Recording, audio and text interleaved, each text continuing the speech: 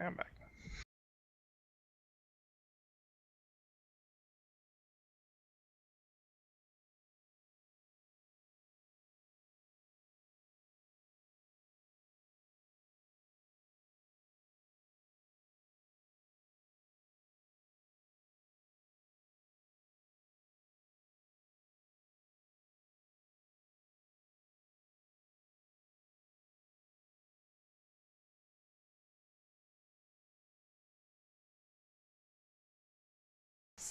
Hey Evan, did you say you were back? Okay, sorry. I turned down my headset volume when I set my headset down. I didn't realize it was talking. Yeah, I'm back. Okay, that's why I heard you so quietly. Alright. Before we begin, I think the most important thing, in case you didn't already see it, is that Horse now has his own character sheet. Nice. You may recognize that as ridiculously photogenic Horse. And he has his own stat block. Horses do not normally have a high charisma, but I think we need to change his to a 21. Agreed. And You're yet, the game master. you can actually do a lot of cool stuff with him. He probably needs a higher end too. So you can charge with him if you move at least 20 feet. Uh, the person has to succeed with a DC 14 strength save or be knocked prone. And then if they're prone, you can just trample them basically. He has a +4 melee weapon attack he can do, and it does 2d6 +4. Goodness. So he's basically as strong as an NPC. Nice.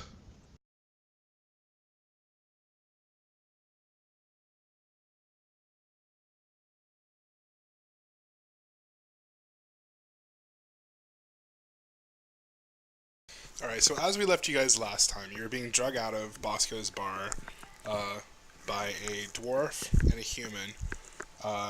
They were definitely part of Borsk's order. They're sort of the pseudo-police of the town. You guys submitted. You guys really were kind of drug into the fight. Well, I don't know. It could have been avoided, but Kieran wasn't really up for avoiding a fight that night. And so you're being taken across town to the temple that the paladins reside at.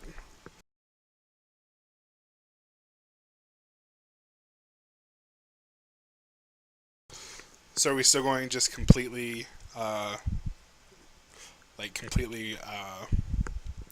willingly, or are we going to try and do something sneaky along the way, or what? Well, I think we need to head there anyways, being that they're taking us back to their compound. That's my opinion, anyways. Well, I'm not the person for sneaky. the person paying my wages is going along. I might as well too. If I have to take action later, I'll take action later.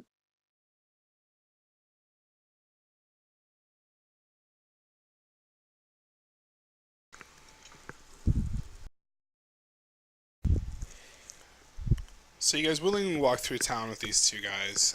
You're not shackled or anything. You're basically going of your own volition. You could probably fairly easily get away from these guys. You outnumber them. You're not really sure what skill level they're at. People look at you a little odd as you pass through town, but they're not like revilingly like your common criminals.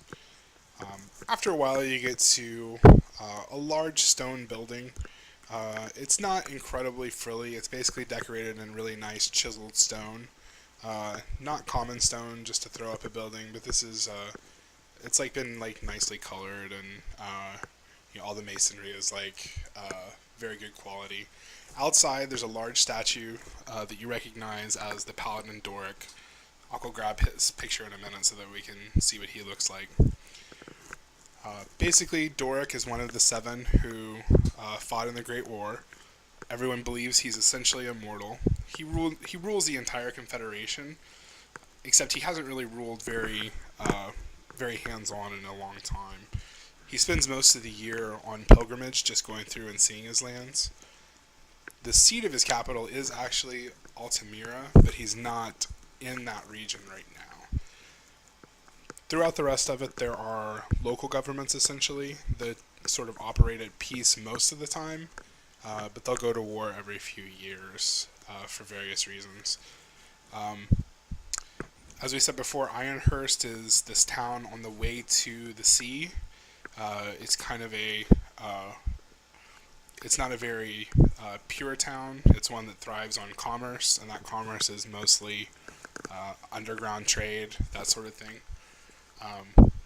As you approach, there are 3 guards standing outside. They don't really look very alert or anything. You're actually a little disappointed that paladins would be kind of standing outside just sort of talking. You can see that down to the side they actually have a game of chance there, which especially to Cthon seems like really out of place and kind of annoys you that they would be playing games of chance instead of guarding their holy temple. We're gonna table flip the money changers. Bible joke. Carry on. Cthon, you want to show some righteous indignation? Get out of jail first, righteous indignation later. Alright, so he's basically like giving these guys a stern look, and they're like, oh, whatever. So the dwarf walks up, and there's like a really tall human guard up front, and he's like, oh, what are these 3? And he says, oh, these 2 murdered somebody down at Bosco's, but this dwarf right here, he didn't have anything to do with it. The human kind of looks quizzically and says, then why did you bring him?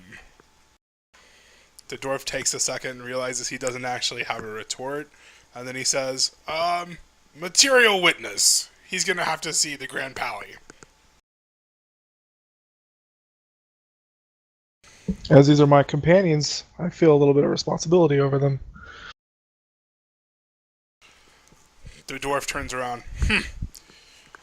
Come on, boy. I was gonna try and give you a getaway free card. Well, it seems we're all in this together.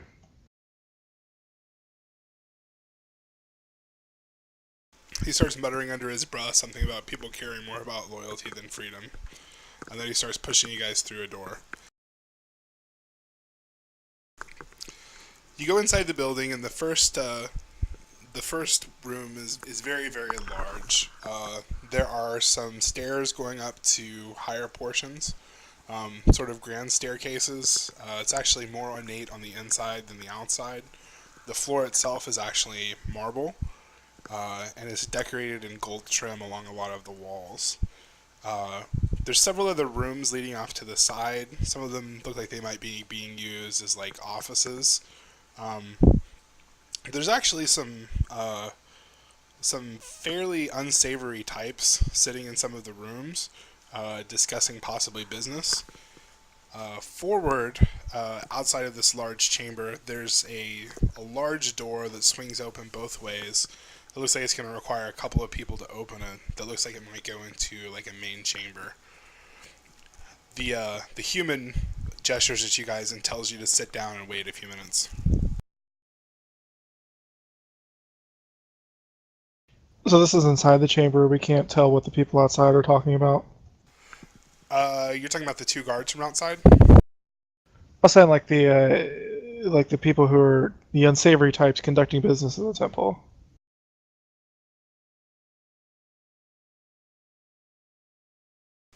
So this is kind of like an idea of what you would have here. These right here are like little side rooms.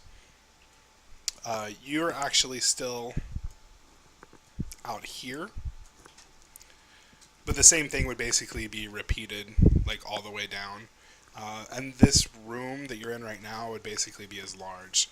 So you're probably like 20 or 30 feet away. So if you like listen closely, you could probably get an idea of what's going on.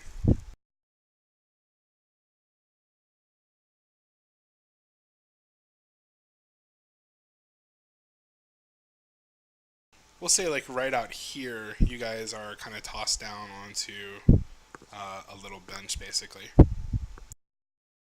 Are you pinging? Because I can't see any pings. I was just saying the same thing.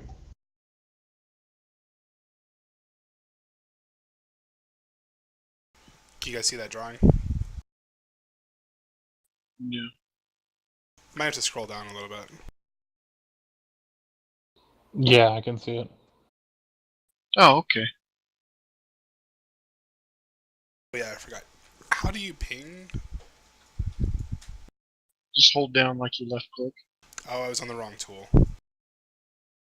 Yeah, so basically these, those side chambers basically go all the way down. So we'll say like this is like the front maybe, and then this is like where right here is the large doors that I was talking about. And then the outside would be further down, like over here. Does that make sense? Yeah.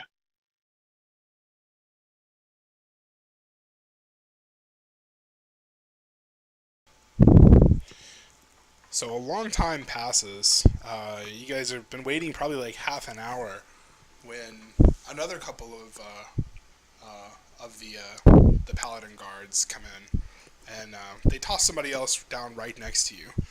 To your surprise, you look down, and it's a tiny kobold. He looks like he's actually wearing some sort of chainmail. He's fairly handsomely dressed for a kobold. He's got nice earrings.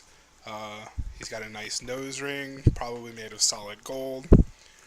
He seems to have clothes that would be fitting someone that was maybe like almost a nobleman. Although it kind of revulses you to think of a noble kobold full run, you kind of see him as like an equal from his culture, possibly. He looks over at you guys. Ha! What are you three in for?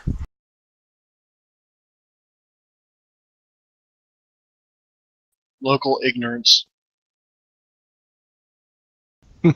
Just some minor troubles. We'll have it all straightened out soon.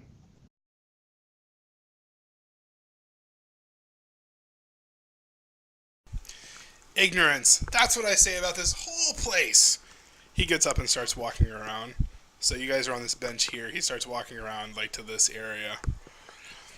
Ignorant, ignorant, ignorant. No respect for other cultures. No respect for people. No respect for dignity. You elf, you know what I'm talking about, don't you? Indeed I do, kobold. Just then a guard walks from over the side of the room and without like even gesturing at all, hits him in the back of the head with the flat part of his sword, knocking him down. What was that for? The guard just kind of shrugs and walks back. Harrison, get back over to the bench. Ow, that really smarts. There's no reason for that. Fine, fine, he says as he starts getting gestured out with the sword again. He walks back over to you guys and sits down. This time he sits down right next to Kieran, who he seems to like for some reason. He offers his hand. Name's Harry. Harrison Finks. Nice to meet your acquaintance.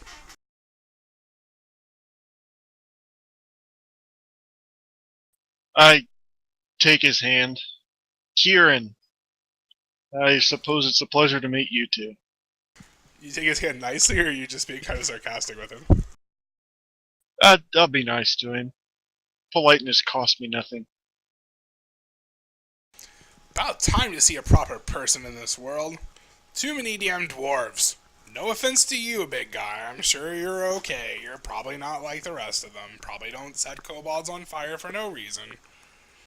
I just raised my eyebrows at him. You! What are you? He's pointing to Cathan. Just a guy in a bit of trouble. What kind of guy?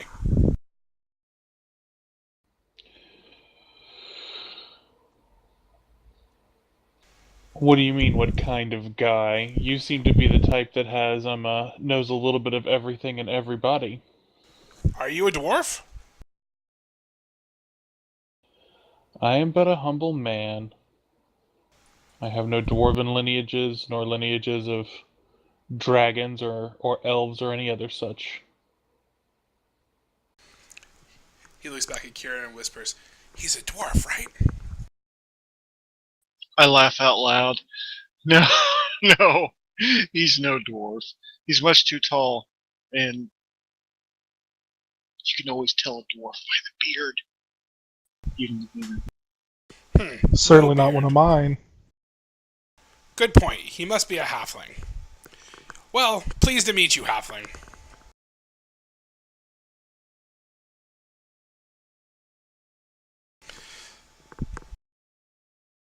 So, the key with this place, the main guy in charge, he's kind of a pushover. I'm not gonna lie. His name is Borsk. He's one of those dwarf fellows. He's always nice, always will give you a 10th, even a 20th, in my case, a 75th chance at freedom. So you guys have nothing to fear today. I can guarantee you, you'll be in, out, you'll say, I'm sorry, Borsk, I'll never do it again, no matter what it was. Even if it's mutilating some sort of cow, it happens. You'll be out in like 5 minutes, I promise. My face goes a little bit somber, and I say, Harry, Borsk isn't here. He like goes like pale white. What do you mean Borsk isn't here? Borsk is indisposed. By indisposed, he was captured by some lizard men, we believe. Quite a lot to give away for someone we just met. But if he's not here, then that means that... Oh no. Just then, a couple of guards burst back out really quickly, and they grab Harry and pull him back through the large doors and slam it. I like the little bugger. Too bad he'll probably be swinging from the gallows in about 20 minutes. They might let him off and just put him in the stocks for a few days. You never know. No, I think I know. You've traveled around as an outsider as long as I have, you know.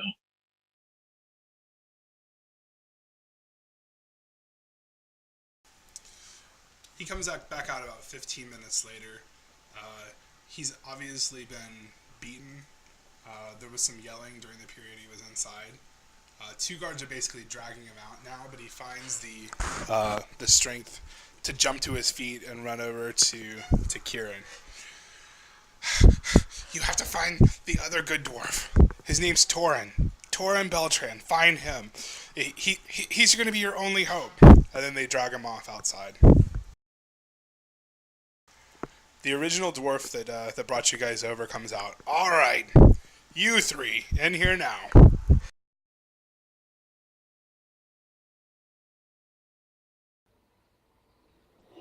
No reason to argue with him. Damn it, I used the same icon for Fulren as I did these NPCs. Ha! Oops. Alright, well, he'll be the ninja one.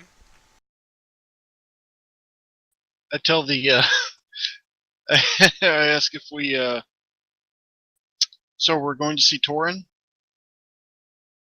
Torin! Torin's just a squire. Of course you're not going to see Torin. I would really like to see Torin. No, you'll see Bellisk.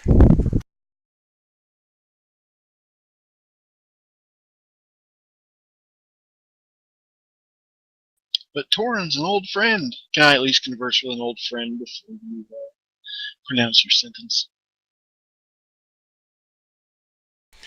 Come see Bellisk. I'll see if we can find Torin. Would I know who Bellisk is? You've never really heard of him. Alright, here's a question. You say they're from the order of what's his name? Doran, right? Yeah, Doric. So they'd be part of his military, right? Ah, good point. Go ahead and make a knowledge check and let's see if you have heard of this guy.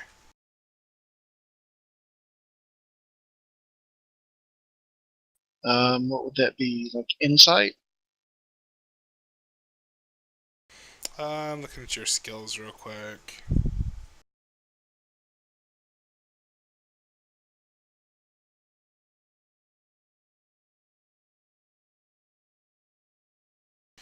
Yeah, go ahead and roll insight, and I'll make it easier uh, because you would already know the structure.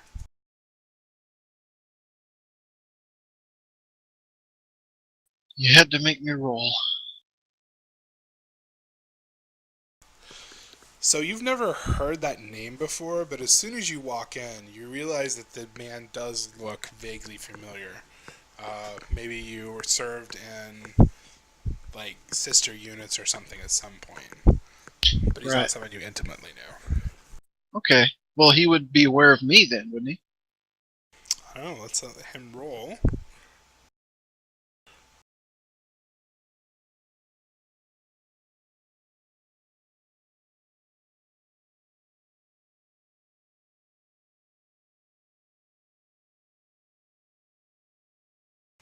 Okay, I'm gonna whisper.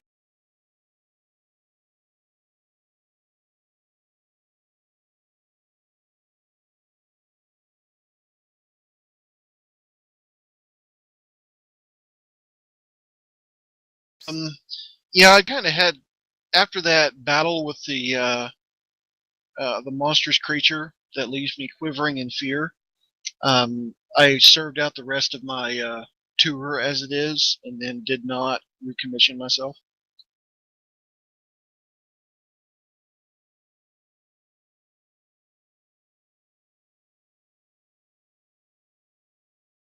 It's not like I had like a falling out with them or anything. It was just, I don't know. It kind of was time to move on. Well, well, well, he says, walking forward. If it isn't terrified Tessarian. Good to see you again. Surprised you didn't die of your own fear. Yeah, well, I'm surprised you didn't die of the last bath you took. When was that? 6, 7 months ago? Discard Snickers, which causes him to turn around and shoot him like a death glance. Always were better at the banter than actually swinging a sword. What kind of business do we have here today? I give him a most winning smile. Oh, business? The normal business. People don't like Outlanders. I'm the ultimate Outlander. Therefore, we are hauled before you on trumped up charges.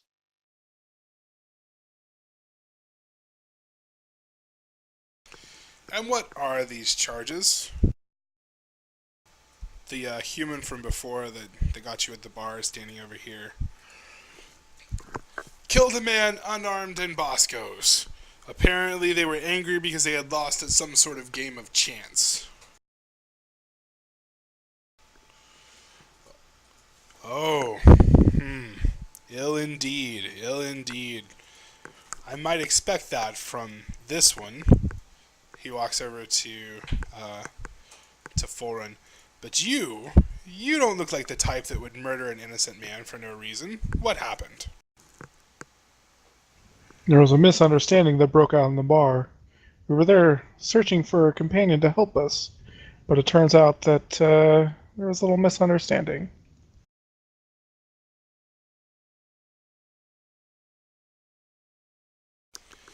Is that so, priest? What type of misunderstanding results in you killing a man in cold blood? I tried to save that man's life. I won't go into any more detail as to the fact that obviously I failed. They tried to attack us, we defended ourselves.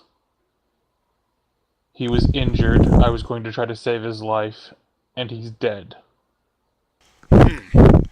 What is your business in the town anyway?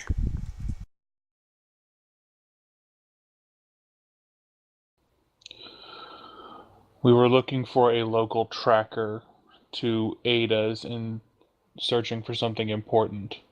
I would have brought it to you guys, but I didn't want to cause a panic amongst the town.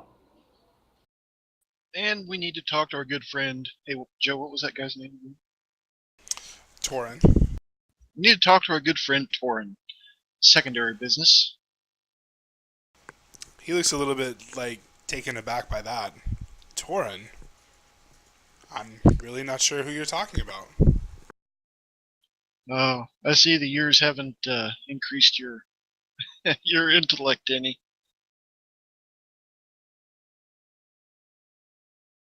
Either that or you've grown a sense of humor. Listen, Tessarian, tell me now why you three are in town, and I might have a way for you to live. No more jokes, no more banter. I need the truth. He told you the truth. We're in town to find a tracker to track some lizardmen we ran afoul of in the woods.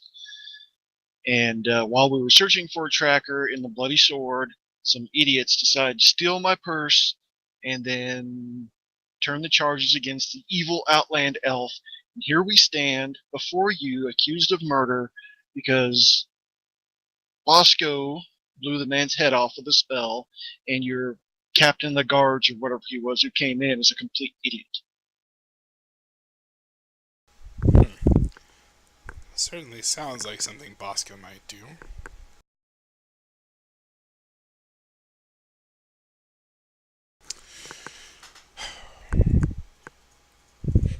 Speaking of standing before you, shouldn't we be standing before Borsk? Where is he? Now he looks. Oh, perhaps you know something about that. Everybody's teleporting around all of a sudden. I was wondering if you knew his whereabouts.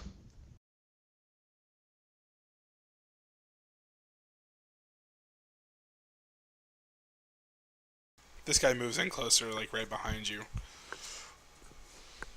How do you know that Borsk isn't here? Obviously, because we're not talking to him. Isn't he the magistrate? Certainly he would have received me. You?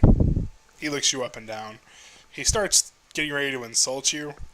Then he makes a wisdom check. And who might you be? I am Fulren Stonebeard from the north. I come to meet with him. Fulren? Surian's son? Aye, the same.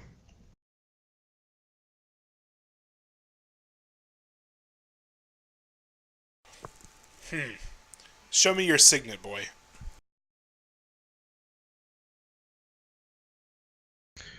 I pull it out from inside my cloak where I had it hidden and I show it to him.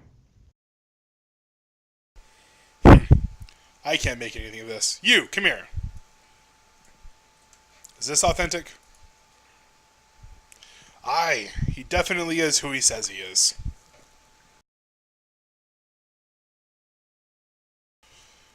Why are you keeping company with this lowlife? And he points back to Kyrian.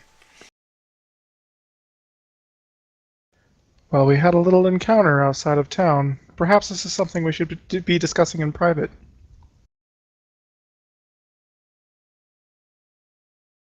What type of encounter? I mutter under my breath. It takes a little while to know one.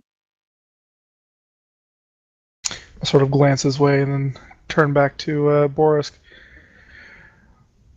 My guards were ambushed on the way here. We have some information that I think we should share with you in private.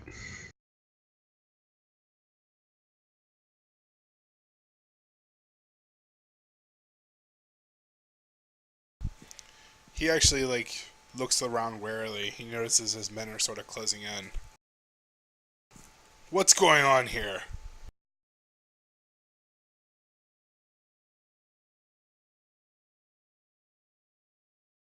And just then, this guy pulls out a dagger, stabs him in the back, and he falls down. Stabs Borisk? Scabs Bellisk. This guy right here. You've got to be kidding me. Is that what your character says?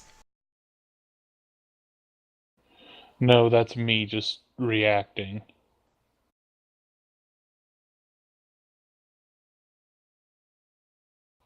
By the seven of the lords above, what's going on here? Alright, I think you guys need to roll some initiative.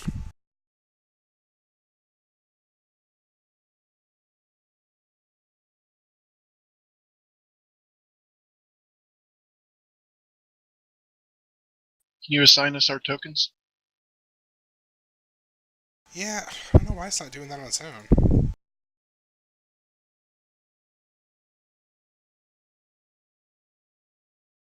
Can you move yours, Evan?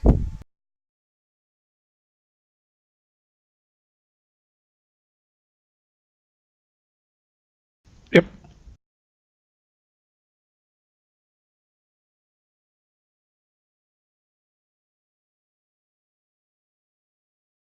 See, Evans always comes out okay, and the rest of you guys have trouble.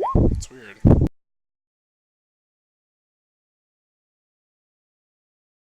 Nat 20 initiative. Woohoo!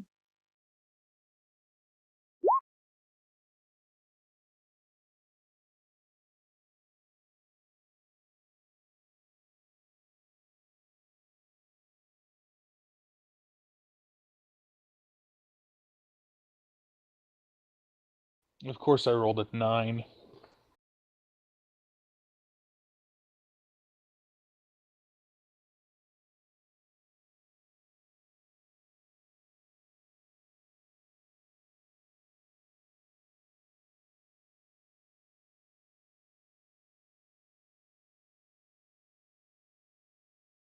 How far can you move and still act? Oh, 30 feet, right?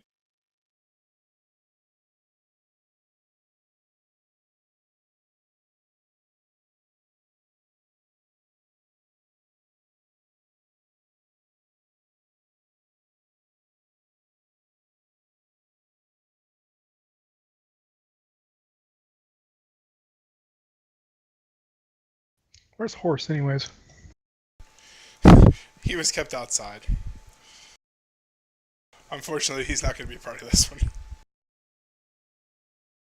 I could yell at the top of my lungs, "Horse to me!" Horse will beat down the doors and rush in to save the day. That's what I was thinking.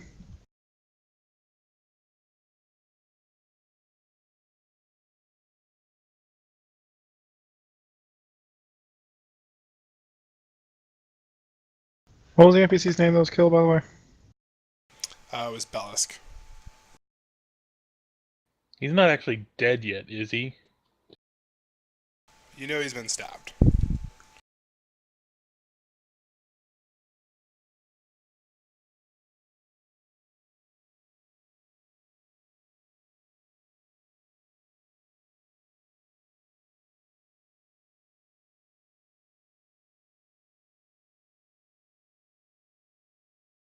Wish it would automatically order these.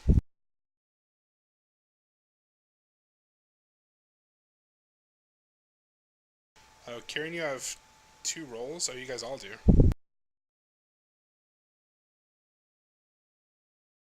Weird. What did you actually roll, Scott?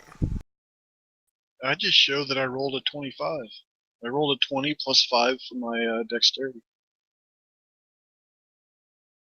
Alright, what did you roll, Evan? 15.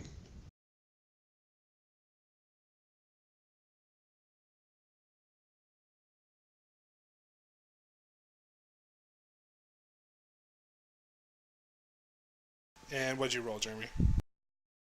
9.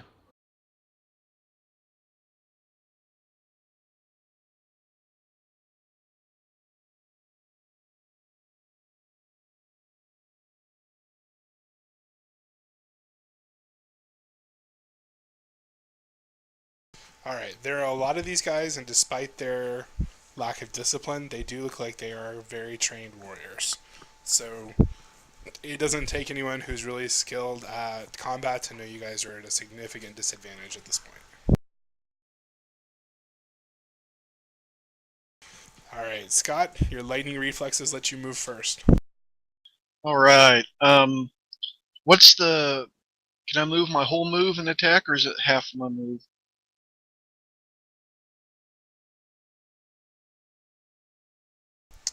I think it's your whole move, isn't that right?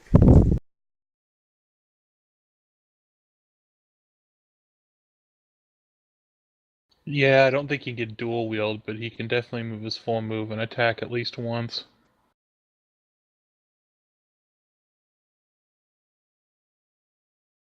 Okay, I move back here.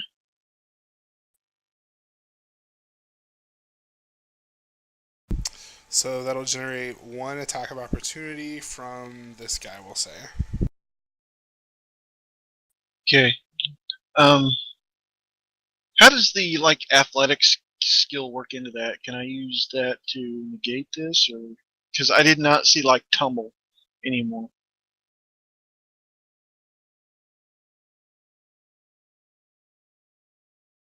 I don't know. Let me look. Wasn't that something in one of the rogue proficiencies? Like not the proficiencies. What's the little kit that you can get, like the spell thief or whatever?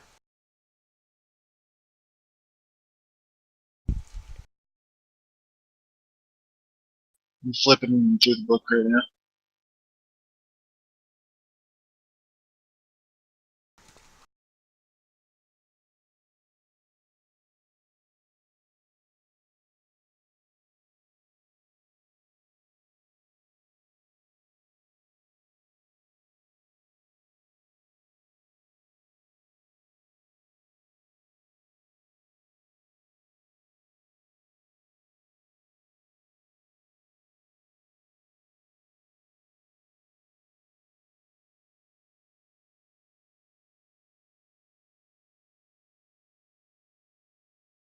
Okay, what's the disengage action? Because I get that free for a bonus action with the cunning action. Oh yeah, I think disengage means you don't get an attack of opportunity, so you can do that for free.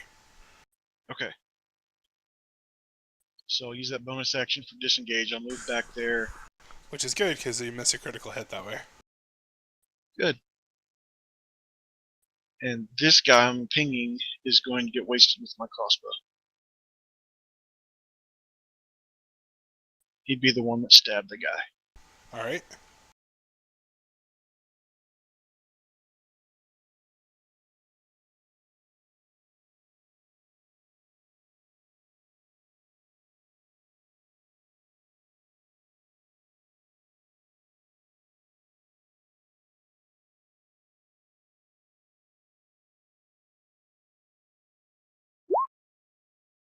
All right, that's one hit.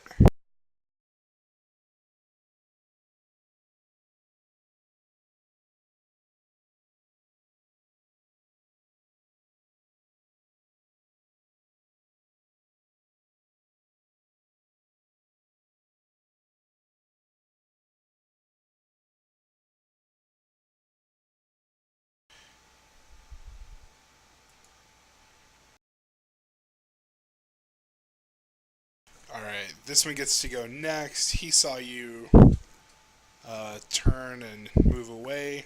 He is going to walk up and he is going to attack.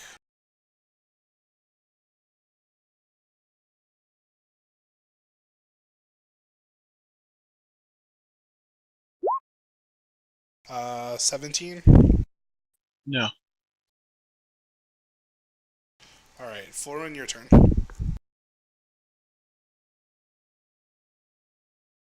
Are there rules for dragging? I assume the guy's incapacitated. You should be able to grab him for free. And then, I mean, he's not going to try and oppose you to get him out of the area. You're just going to probably move slower. Let me see if I can figure out how slow real quick.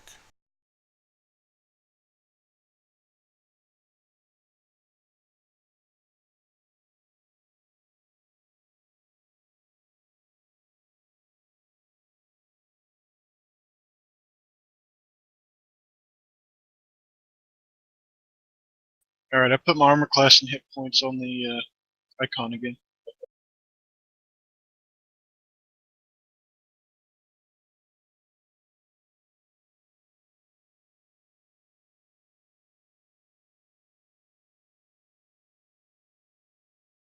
I didn't know you could do that.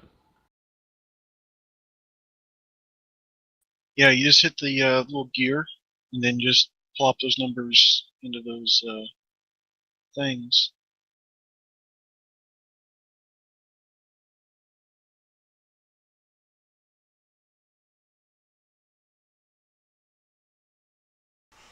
And actually, Scott, go ahead and roll another attack against that guy real quick. You can use both attacks. You can use your entire distance and take one action, but if you have another attack, that's an action as attacking. Okay, so I'll slash him with my rapier then. So I can only do one rapier attack, or one crossbow attack per turn. Oh, that's right. You wouldn't have been able to attack again because there wasn't anybody near you when you took your turn. Okay, forget it. Okay, well I obviously missed anyways. Yeah, I'm not immediately seeing the dragging rules. Let's say you could grab him and move like half speed. You are within, well, you're probably within this guy's reach, so he can take attack of opportunity on you if he wants.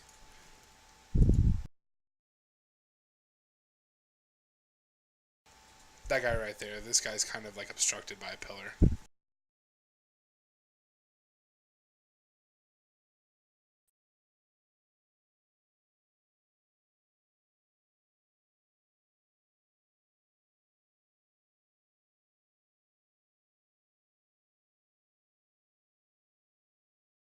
I just realized my microphone boom was up. Okay, so I could move 15. So going to drag him and pull him backwards.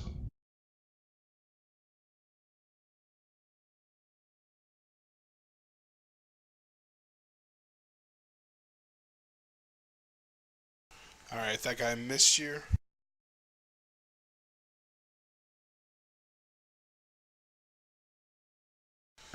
And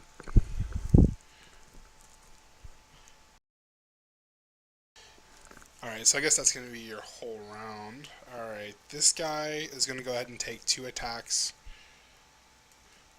directly against Chthon.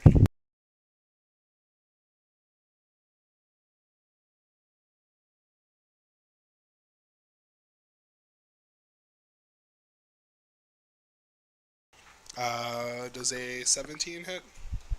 Oh wait, no, I'm sorry. Does Right a on the 15 number. hit? 15 actually. A 15 does not hit. Alright, this guy's going to step forward and do the same thing.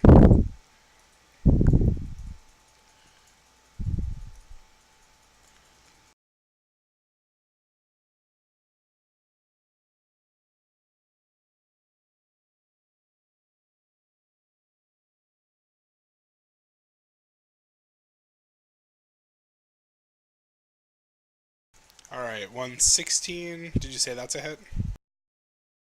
No, you need 17. Alright, so you got 1 critical hit on you.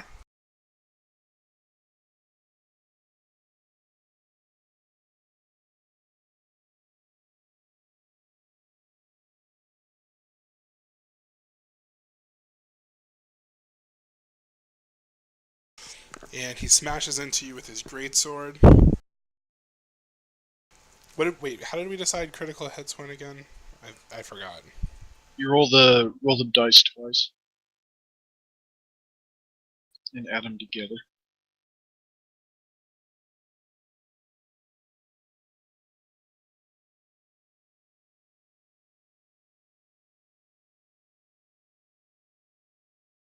So 9 plus 7 smashes you for a huge 16 points of damage.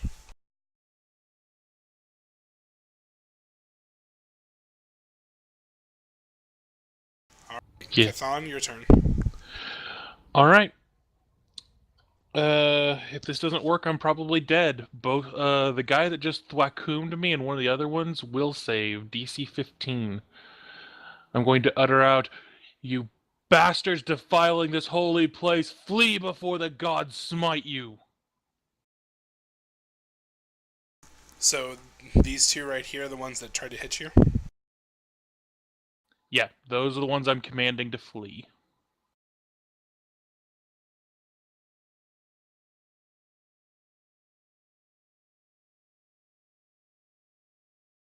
This guy does not seem to be affected. Uh, Man, this guy rolled a critical foul. Let me think a second.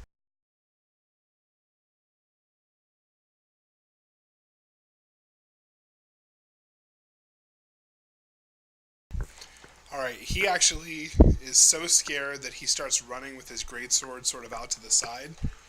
And as he goes, he makes an attack against this guy right here.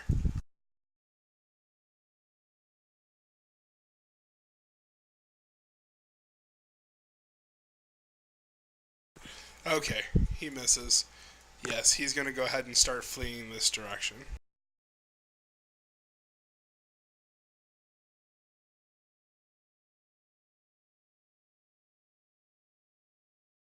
He's screaming out of his mind. He really, really is scared of you.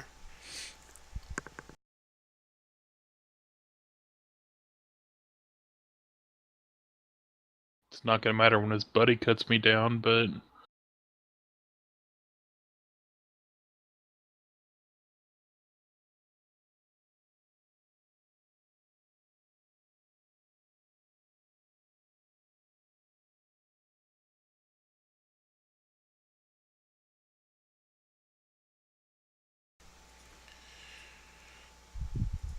Alright, this guy is going to go over here. He feels like uh, you're under control, so he's going to go ahead and try and attack Scott twice.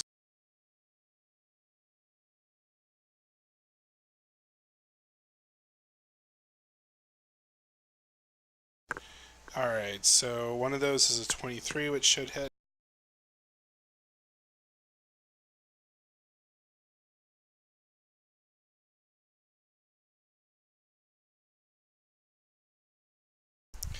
And a greatsword slams into your right arm, cutting it open. Possibly one of your arteries is open. 13 points of damage.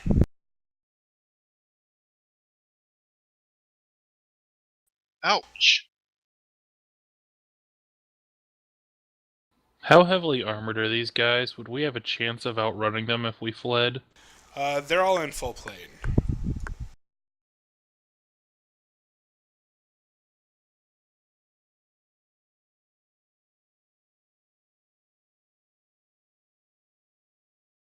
Alright, this guy comes around the corner. He is going to run up. He's actually going to stand on top of this guy and start slashing at Evan.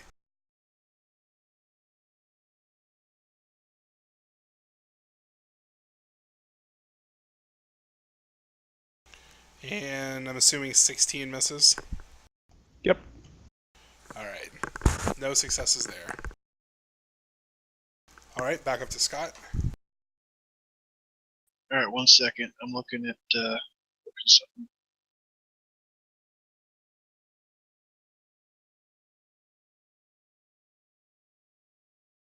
I did find the rules for dragging, by the way. Oh, what are they? It's on 176 of the player's handbook. Says you could push, drag, or lift a weight in pounds up to twice your carrying capacity or 30 times your strength score. While pushing or dragging weight in excess of your carrying capacity, your speed drops to 5 feet. And then the next paragraph is rules for encumbrance. It says if you carry weight in excess of 5 times your strength score, you are encumbered, which means your speed drops by 10 feet. If you carry weight in excess of 10 times your strength score, up to your maximum carrying capacity, you are instead heavily encumbered, which means your speed drops by 20 feet. You have disadvantage on ability checks, attack rolls, and saving throws that use strength, dex, or constitution. So you should have only been able to move 5 feet, I guess? Okay. Well, you had some sort of heroic pull that time. Next time we'll know. Well, I think it means like a in excess of, I don't know. Oh, yeah, so he's not 30 times your strength score. Right, exactly. So let's say he weighs like 200 pounds. What was your strength score? 18.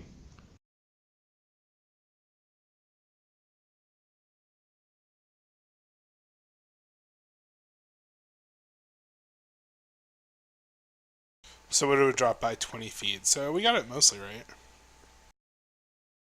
Yeah, I'll go with that. Oh, the disadvantage part would have sucked, though. Alright, the guy I pinged, he's getting rapiered.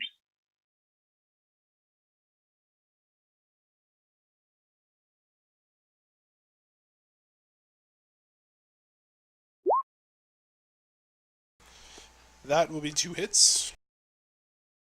And since he has an enemy within 5 feet, I get sneak attack too. Oh, because Evan's standing there? Yep. That's sneak attack for both attacks, isn't it? That's correct.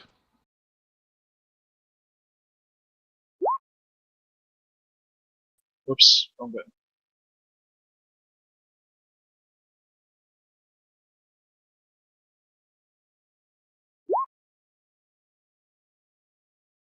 So 29. 29 total. 29 total.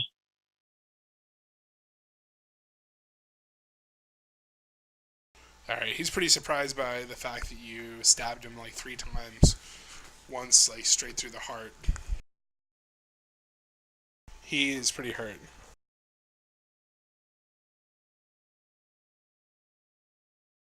So he's going to take 2 wild swings at you.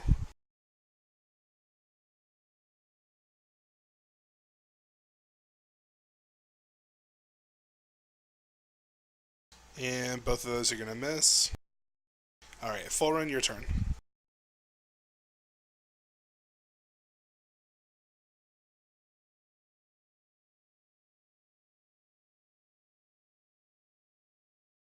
Okay, well, since he decided to climb on top of the guy I was dragging, I guess I will take a swing at this guy.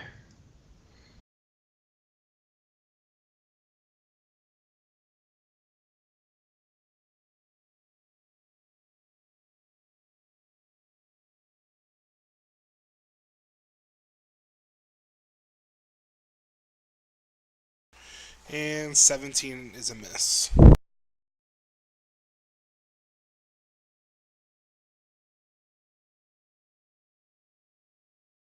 I yell at him, "Get off of him, traitors!"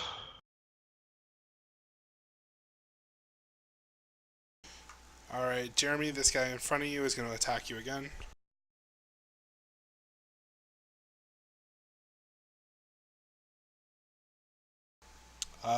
19 and 21 hit. That's 2 hits.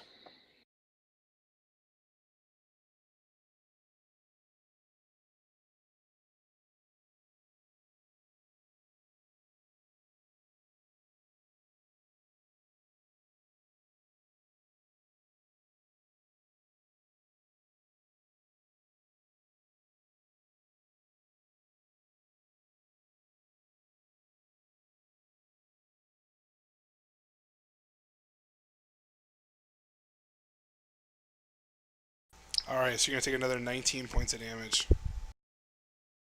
That would in effect put me at negative 11, so I probably need to make 2 death checks.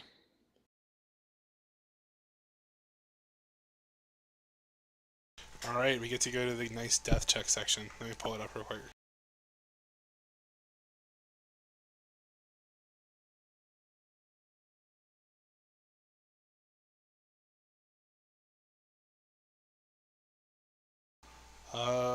Let's see. Do you guys know where that is in the book?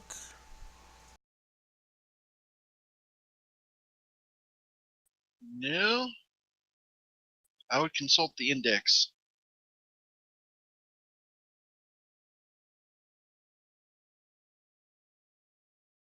Oh, I think I found it. 197.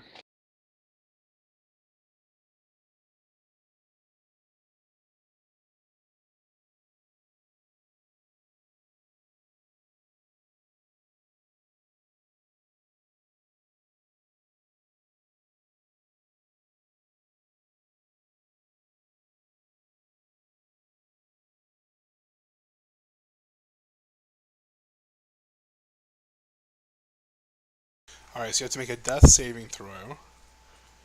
Roll a d20. If it's 10 or higher, you succeed. Otherwise, you fail. A success or failure has no effect by itself. On your third success, you become stable. Your third failure, you die. So there's one failure.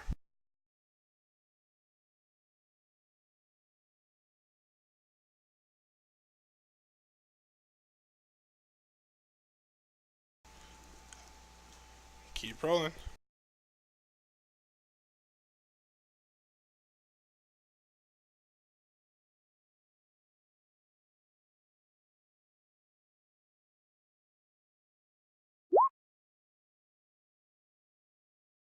I rolled a 1. That counts as 2 failures. Instant death.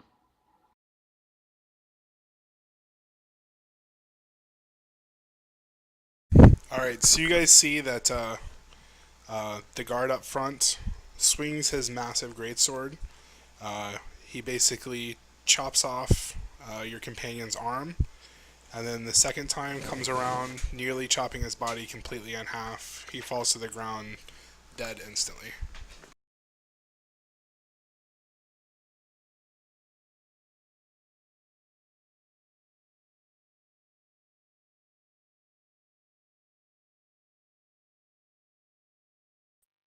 Damn you, scumbags! He's paying my wages!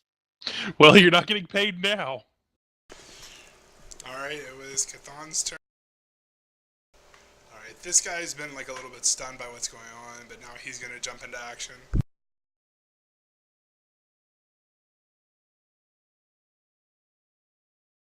He's gonna come over here, but he really can't get over to attack Evan very well, so he's gonna kind of stand to the side.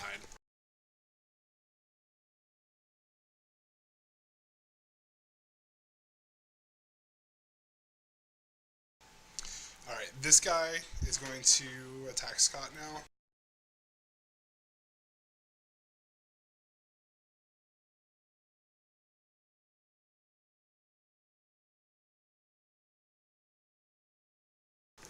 Does 21 hit? Yes.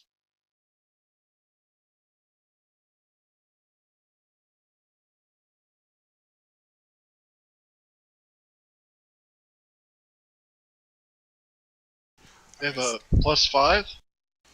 Yep. Then they both hit AC 18. Oh, you only have 18? Yeah.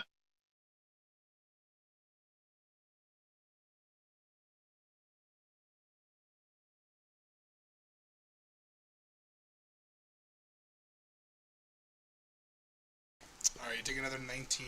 So what are you at? -2.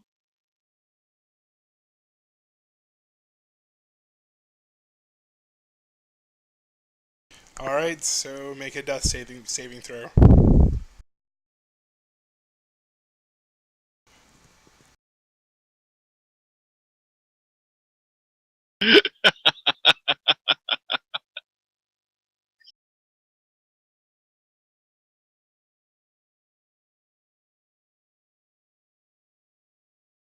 Well, there's 2 successes. You only go to 0 hit points, and if you roll a natural 20 on a death saving throw, you instantaneously gain 1 hit point. Are you sure? I thought it said it counted as... Oh, okay. You regain 1 hit point, so you go to 1 hit point. So he's basically back up. But he's pretty damaged. Alright, well that's good. That's the opposite of what Jeremy did. Yes. I only had to make the second death saving throw because the first hit took me to 0, and the second hit actually did damage again.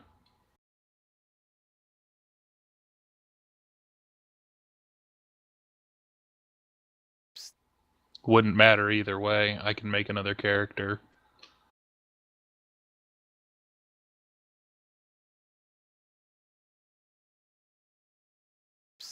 Not yet.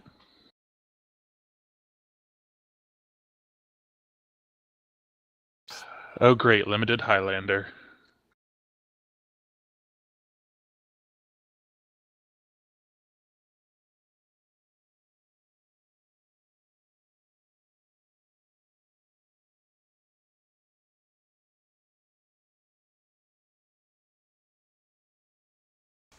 Alright, 22 hits, right? Yep.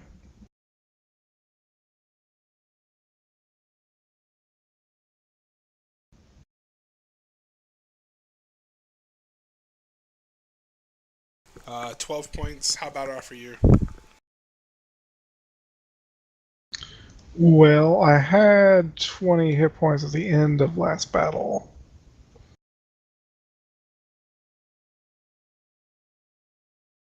I don't know if I would have healed between now and then.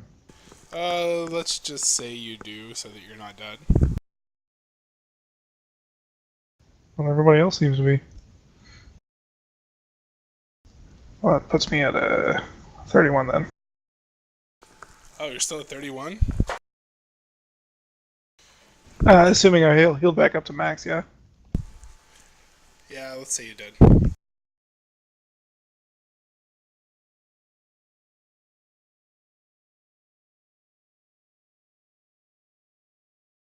Alright, so this guy turns towards you and says, "Look around, boy. I think it's obvious that you're done for."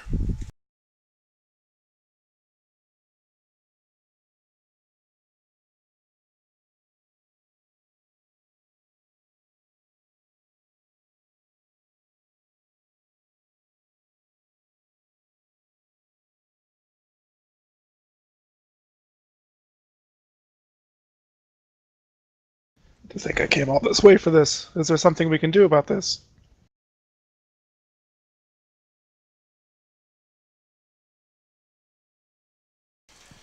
He says, "Give up now, and I might be able to convince these guys to let ye live."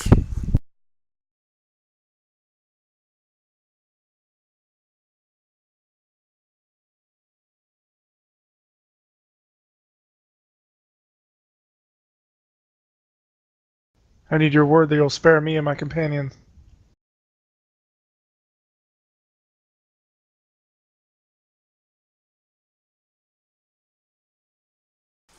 You alone. Your companion, nothing.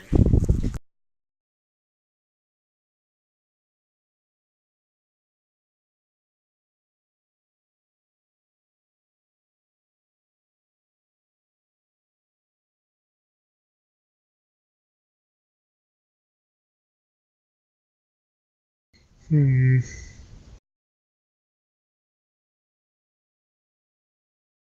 Well, he is just a mercenary.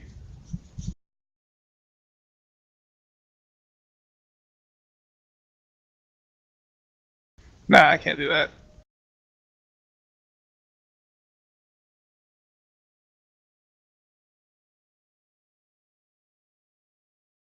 Way back to the top of the initiative.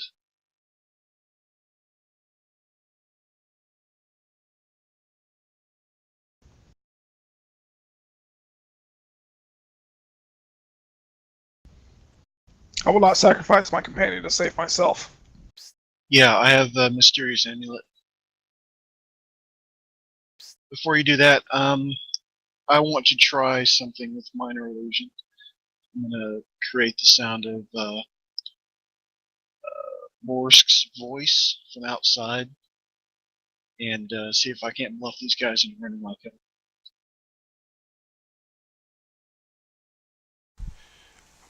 Alright, Scott, your turn. All right, I'm going to cast minor illusion. I'm going to create the sound of Borsk's voice right outside the doors, and he's going to yell, "Storm in, men! Kill the traitors! Leave none alive! I will not have this kind of heresy on these holy grounds!"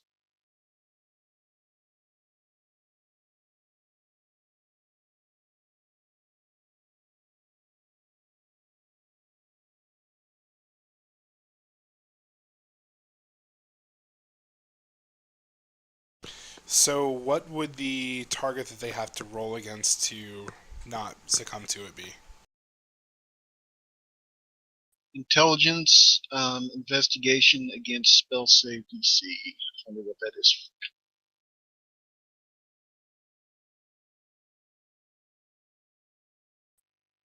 Jeremy, how do I find out what my spell save DC is? I'm looking right now. It's different for arcane tricksters than pure casters.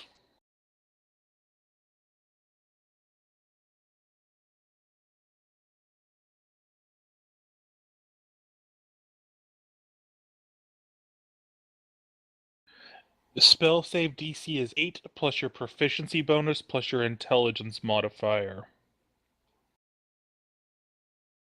So 13. That would be the NPC stats on that, wouldn't it, for their save? Well, Scott gets his intelligence modifier to make the difficulty higher.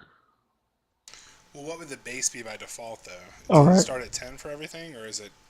No, the base is 8, and then you get your proficiency Scott gets his proficiency modifier, which is 2, which becomes 10, and then he gets his intelligence modifier. Level of spell doesn't count for anything anymore. Alright, so what's your total of all that, Scott? 13. And I believe it's an intelligence check on their part. What? How did he escape? You freed him and brought him here? Let's go! Well, not that guy, but the rest of these guys start taking off. They head out through a door back here.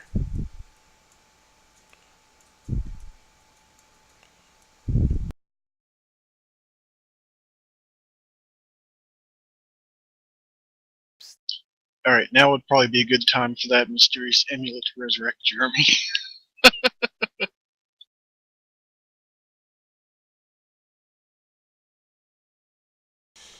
Alright, so before you guys have the corpse of Belisk. You can check him to see what kind of condition he's in. Outside, you hear some other people trying to get out quickly. There's some shouts, maybe from outside the building at this point. People are trying to figure out what's going on. You get the impression it may have not bought you a ton of time.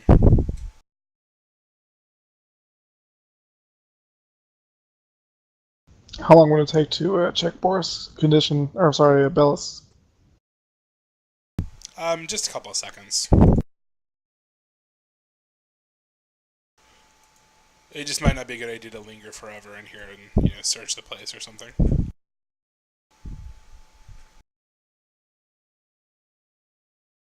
I'll move up to Chthon to check him out.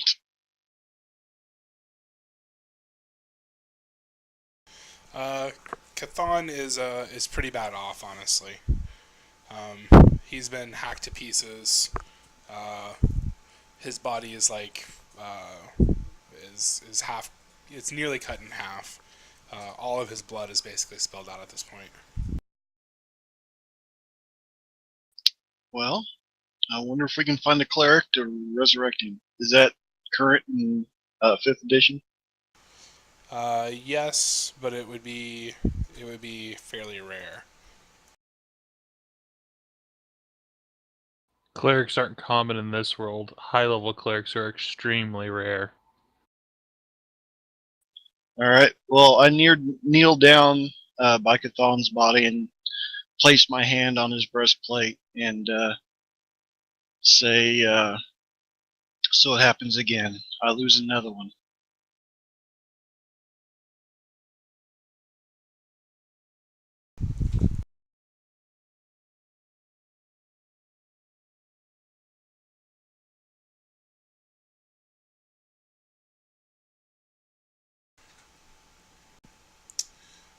So, looking at Belisk, he's breathing very, very lightly. Let me see. Do either of you guys have some sort of medicine type skill? I'm not proficient with medicine.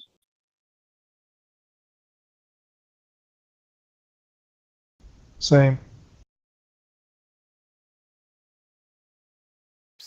Oh, Joe, I forgot to tell you earlier, that's actually why I left the army, is because I lost way too many friends in combat.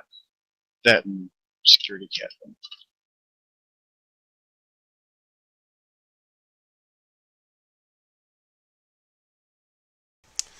By having less skills, they make it hard to place things like in the right category, really.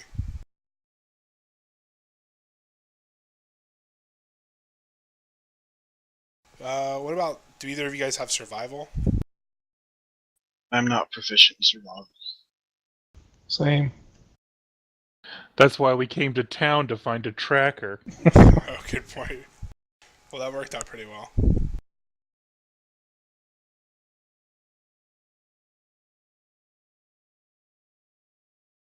Alright, Fulrin, you have insight. I'm not sure what the hell that does, but go ahead and roll it. I have insight too. Oh, well, both of you go ahead and roll insight.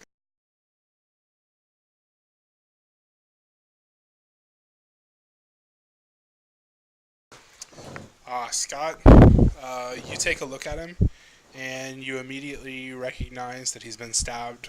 The dagger he was stabbed with has a poison that was known to be used by your assassin unit when you actually worked for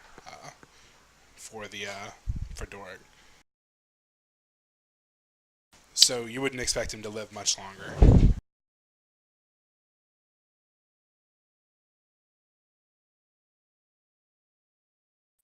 This one is gone, Florin. That blade is poisoned. There's no hope for him. Just then, a tiny little kobold bursts through the door. Good! You guys made it! Everybody's okay! You guys did it! I'm free! He jumps up and down and starts cheering. And then he looks over. And he sees that everyone didn't make it. Oh! What happened to him?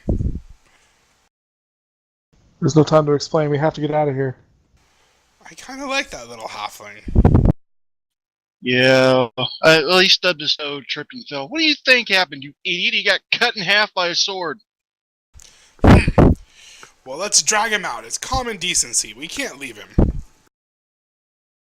Alright, so, yeah, I drag Chthon out. Damn paladins, always out, harassing the little guys, killing people for no reason. Halflings cut down in their prime. It's just not right. Not right at all. Look, are you going to help us get out, get these bodies and get out of here, or are you just going to talk? Bodies? He spits on Bellisk. Do you know what this guy did? I'm not even going to go into it. It's not even worth the time. This is not a good man. Let's take the halfling and leave. He's paladin. We have to get him out of here. If he's a paladin, I'm the prince of the world. Look at him. Does he look holy?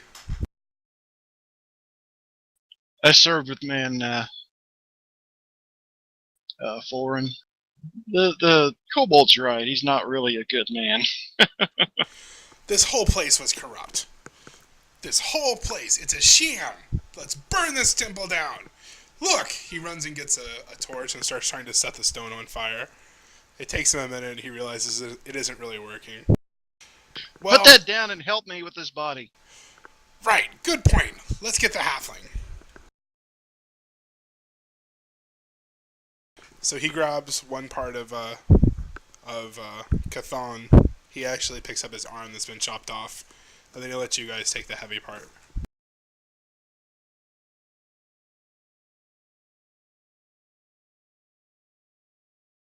All right. How about a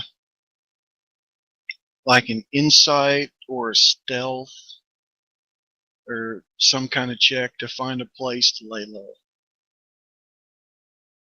Or investigation, whatever you think I should roll. We need to. I'm going to try to find a place to lay low.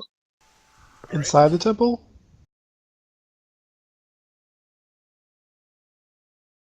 Yeah, did you mean inside the temple, or are you guys trying to get out and find another place in town? Just get out and find another place in town.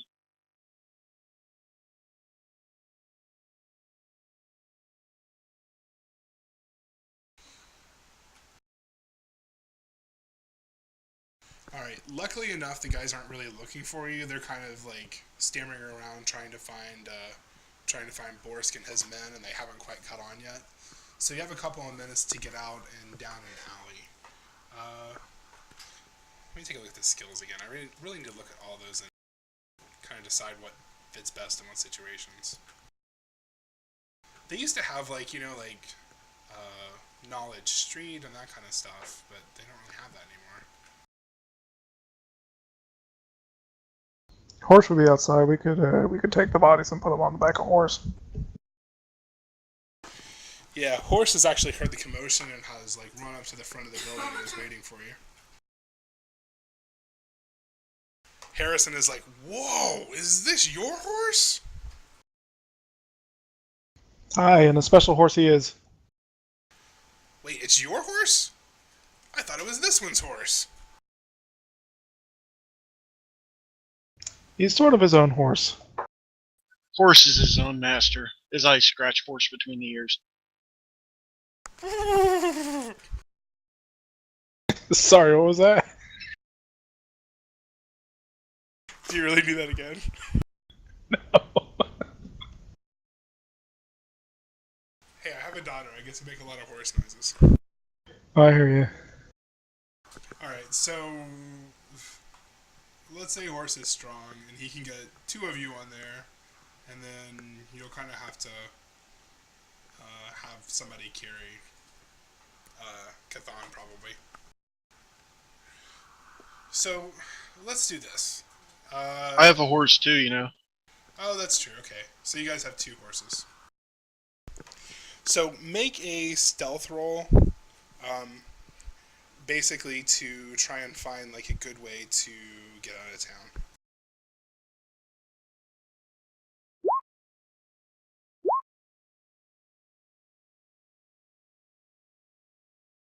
Do I have advantage on this roll? No, you don't. So, partway through town, you see a couple of ruffians from the bar. Uh, they recognize you immediately and they say, "Look, it's them! Grab them!" I cast color spray and keep going.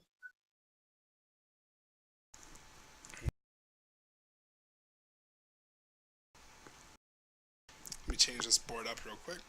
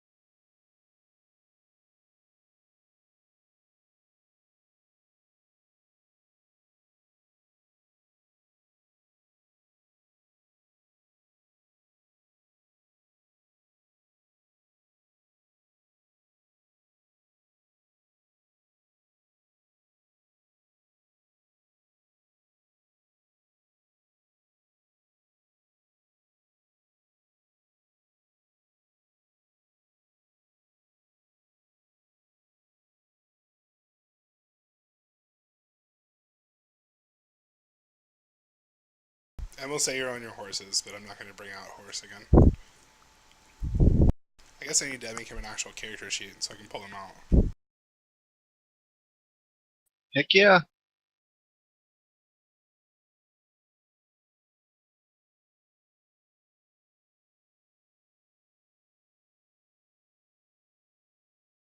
So basically, this is the street. There's a couple of these guys that are sitting in the street. They're getting ready to run up and attack you to throw you off your horses. You, Scott, have Harrison on your horse, and Cathan is on the back of Fulren's horse.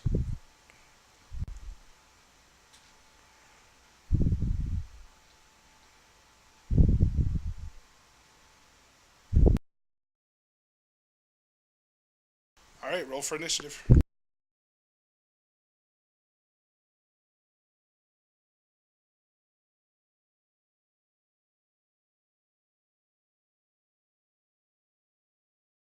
Yeah, I can't control my icon again. You took it off and put it back on.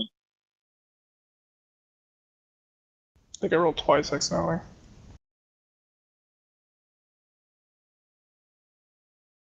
What? 12 was the first one.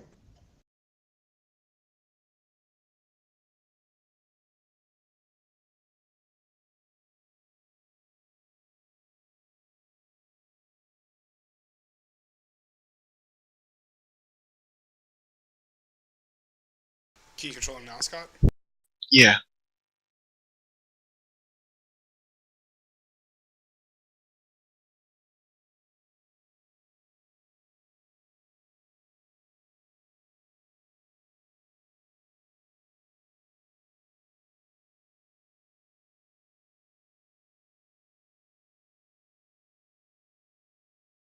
Well, that's good enough. Alright, so looks like Forward's going to be first.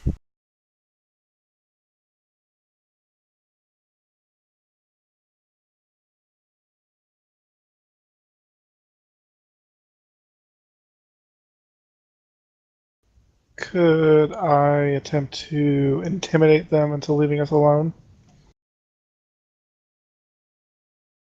Yep, go right ahead. Alright, so I yell out to them, out of our way unless you want trouble with us and the guards.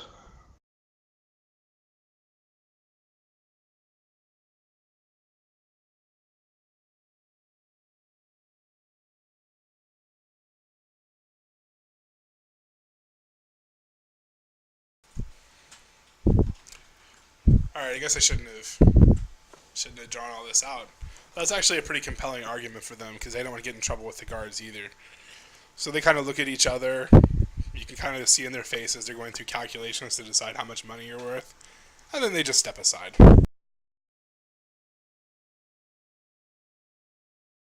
Alright. But I drew that pretty box for nothing. This is a very pretty box. Do you do that manually with lines? Yes, I use the shape tool. See how symmetric it is?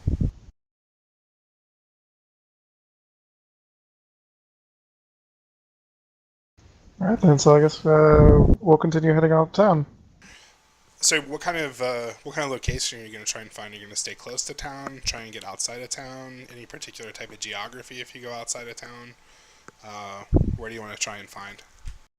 Well, from the picture you showed us before, it's hilly and forested, so we're gonna go find a thicket of trees off the road.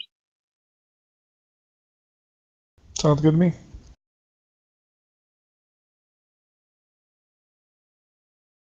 I imagine the town to be behind this one hill. Alright. Let's say you find something right over here fairly easily.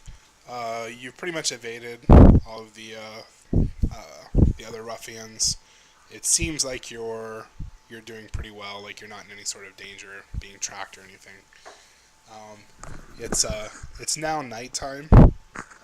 Journeying any further might get more dangerous. What do you guys want to do? Is Harry still with us? Yeah, Harry's with you. And he's been recounting you with, like, a large amount of tales of his prowess. Awesome. I start to bandage myself just to stop the bleeding since I'm at 1 hit point.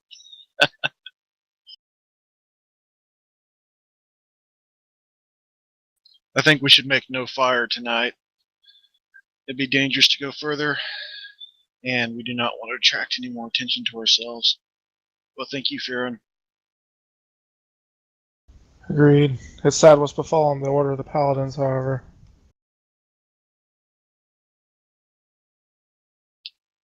Yeah. Something you should know. The poison on that dagger, it's only used by one group. This group works amongst Dork's military as a special assassination group. This rot goes far deeper than you would think. Did you Why would there whisper be me on assassins purpose? amongst the I didn't hear what paladins? you said. I give him I give him an incredulous stare. Truly, truly, my good dwarf, you are not so naive as to think that even dorks' associations cannot become tainted.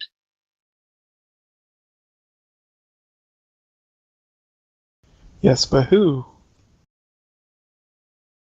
I spread my hands in a I don't know gesture.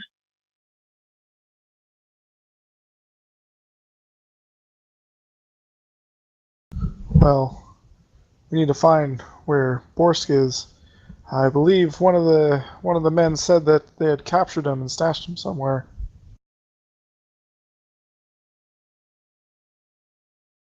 I sigh heavily.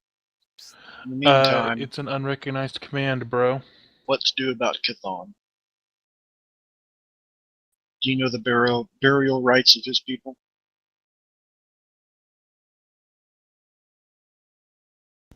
I did not, sadly, but we could only honor him in our own way.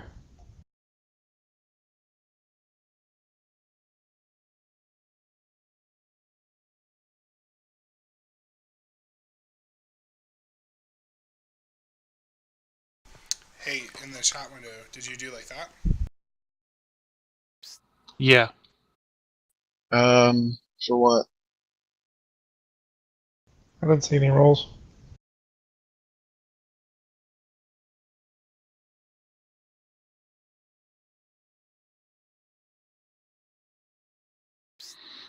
I got it. Yeah, I haven't done that. While we were still waiting on Evan, I was playing around with the NPC sheet and hit that macro button, and it might have made you a secret roll, but that's been a long time ago.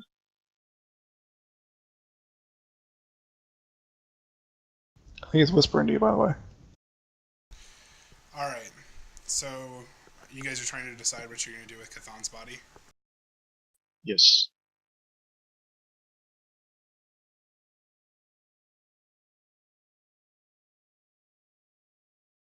So while you guys are talking, Harry's like walking around, he's talking to himself a little bit, and he walks over and takes a look at Chthon. Hey, look, I think the halfling's okay!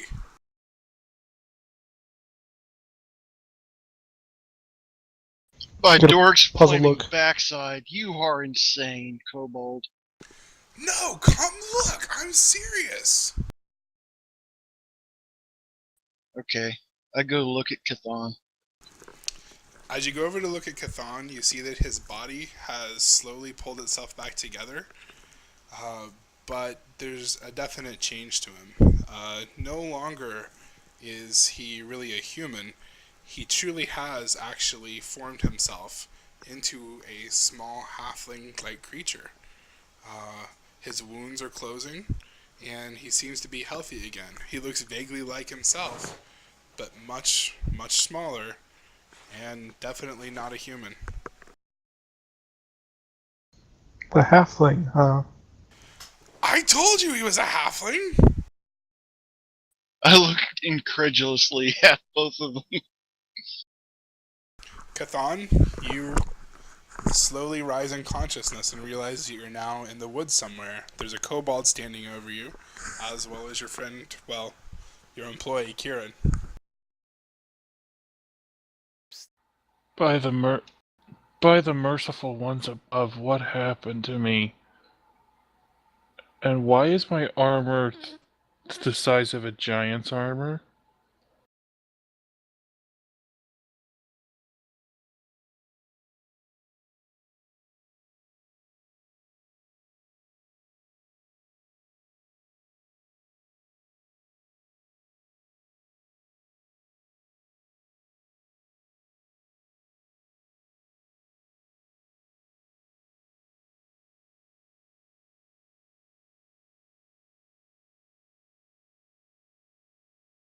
What's worth think about this?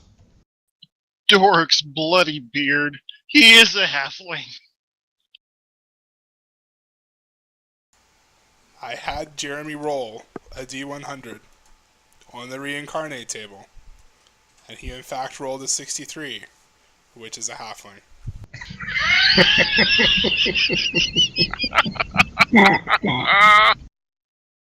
That's too perfect.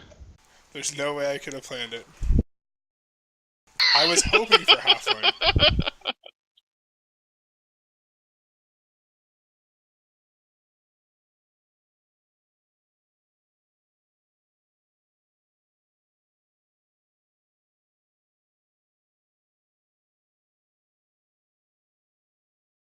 So Harry sort of looks around. What's wrong? He's better, guys! Now it's time to celebrate! Can I celebrate now?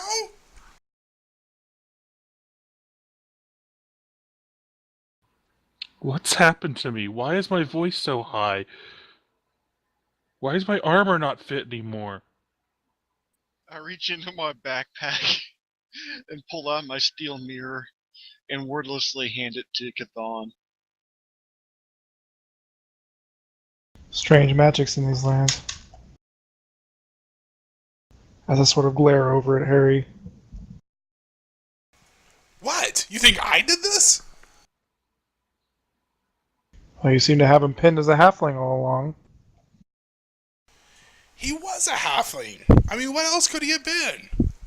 I was a human! He sort of looks confused. What's a human? Definitely not what he is now. I pat Harry on the shoulder. Harry, a human is two halflings, one standing on the other's shoulders. I've always wondered why they do that. So many of them like to do that. Now you know. It makes them feel important. But where did the other halfling go? We should find out. You get the first search, Harry. Well, he got chopped in half. The other half must have just died. But where is it? Good point. I'll look around. You guys aren't going to abandon poor Harry, are you? No, I just wanted to be an ass. He starts going off searching the woods for the other half. Did your new friend say any blessings over my corpse? He could have reincarnated me if he's in tune with nature. Well, how the bloody hell should I know? We wouldn't have let him approach you. Except for that one time while we were riding out of town. But no, Definitely not.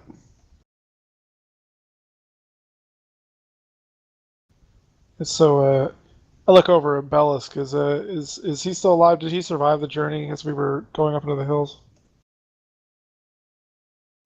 Oh, you guys took Bellisk? No, he's dead. And he's not going to reincarnate as a dragon or anything.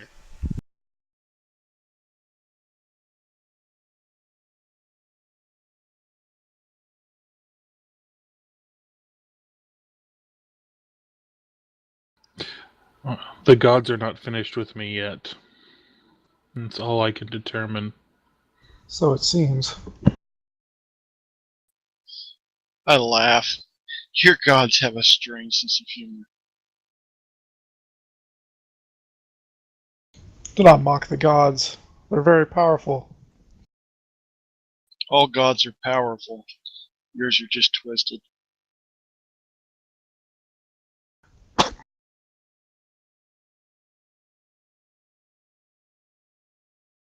Twisted or not, they still control the fates. So you guys are all pretty banged up. What do you want to do for the night? Well, I'm debating giving mercies out or not. Something tells me I don't want to give one to Kieran yet. What do you mean by a mercy? I guess I'm not sure what you're talking about. Healing. Oh, gotcha. You know, cursing the gods is not a way to find salvation, friend Kieran.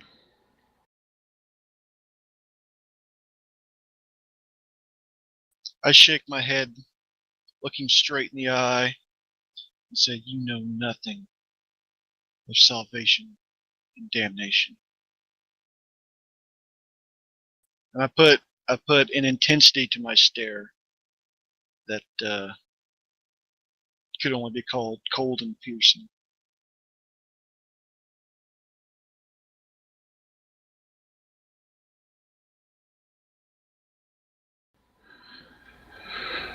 I could only hope that you see something as peaceful as I did when I was beyond the veil. But it does not seem like you would be strong enough to face that just yet.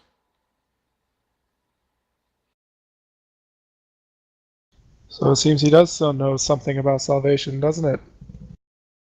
Having experienced it firsthand and all.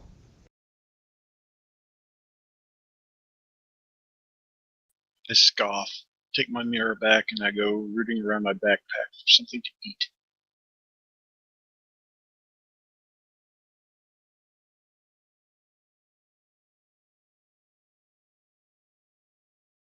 So I take out Borst's hammer to look at it, pondering to myself what could have gone wrong. I put my hand on Scott's shoulder unless he tries to skewer me.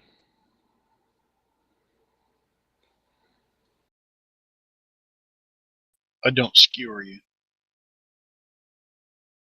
I choose to not skewer.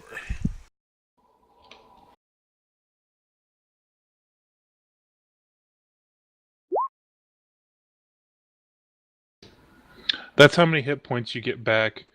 May you find the strength to not have to see beyond the veil.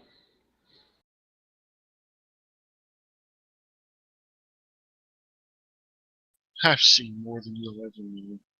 More than I could ever know. More than I can remember. Does Fulren appear injured?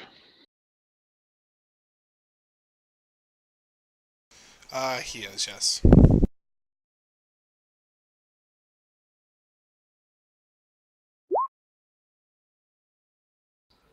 And you get 7 back.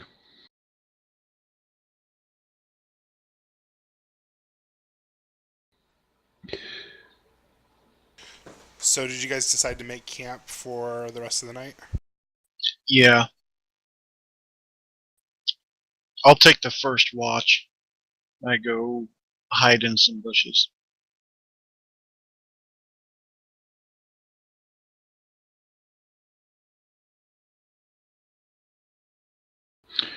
I actually have no armor or no gear anymore, unless my armor resized with me.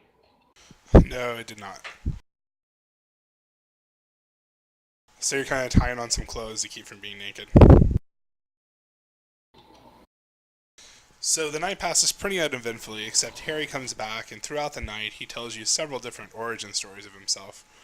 In one, he's a kobold prince, and the second, he's actually a dragon. Another, he actually escaped from a realm of the undead. He's not sure where he came from exactly there or why he was there, but he's got a great tale about it.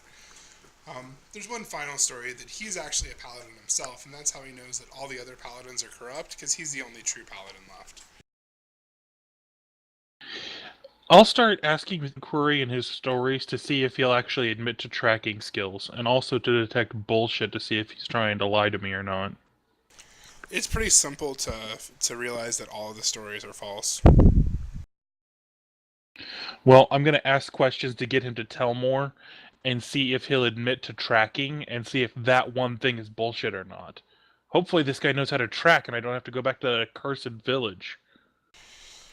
As the night goes on, anytime you start trying to question him in particulars about the stories or about his capabilities as a person, he changes the subject and creates a new story about himself.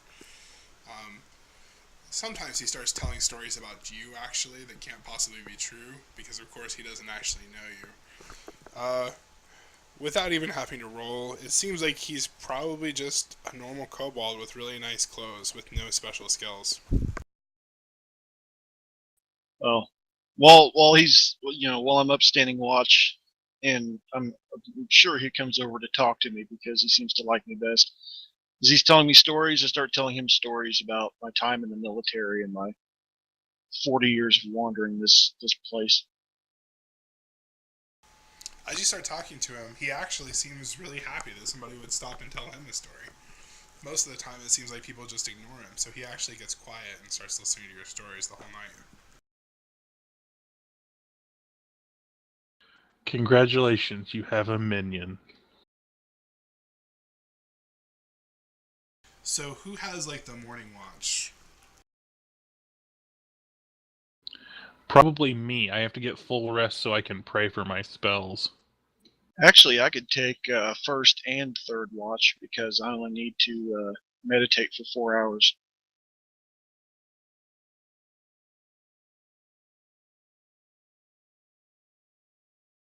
Then I guess I have the middle watch. So, right after daybreak, as you're about ready to get everybody up to head out for the day, from the direction of the town, you start hearing a fairly deep but also feminine voice yelling out, "Fulren! Fulren Stonebeard!"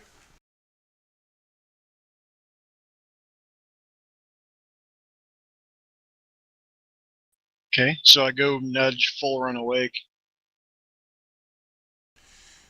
Fulren, when you wake up, it's a beautiful sound to your ears. A beautiful dwarven lady yelling your name through the woods in the morning. As you brush the sleepiness off, you then try and figure out why there's a woman in the woods possibly yelling your name. Well, that's a welcome sound. Can I tell the general direction that it's coming from? Yeah, so if you guys are basically camping over here, and the town was like right here, it's just coming from this direction. So the general direction that you guys came, but they're yelling incredibly loud, hoping their voice echoes. They're not being at all stealthy. They're just trying to find you somewhere in the woods, basically. Okay, would it be possible to sneak to like a vantage point where I could see them before they see me? Yeah, you guys want to try and track down the voice? Yes, that's a very good idea. Right, without making my presence known, preferably. Are you going to go in your full plate? Leave that to me. Okay, that sounds good. Alright, so let's say that you guys can all go, and then basically Kieran will scout ahead a certain distance, or you guys can send off Kieran by himself if you want. We can all go and I'll scout ahead. We've got no reason to stay at the campsite.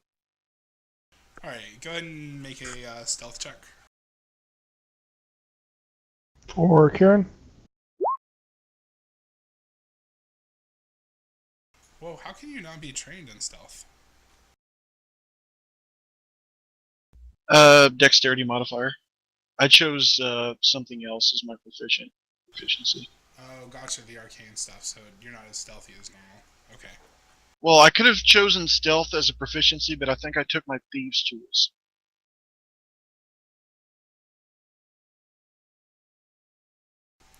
Alright, you get to within about 30 yards. It's incredibly easy to track her. You see, walking through the forest, essentially a lone dwarf girl. She's wearing what looks like maybe an initiate's robe for Doric's order, and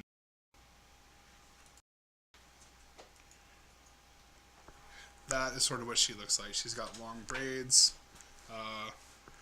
She's wearing like some light padded armor, but she definitely doesn't look like a warrior. She's not carrying herself like a warrior either, really. And she's yelling. At this point, she sort of looks desperate. It looks like she might have been walking for quite a while, trying to find Fulren. Alright, well I go back up to where they are and I give Fulren a description. Is she alone? Yes.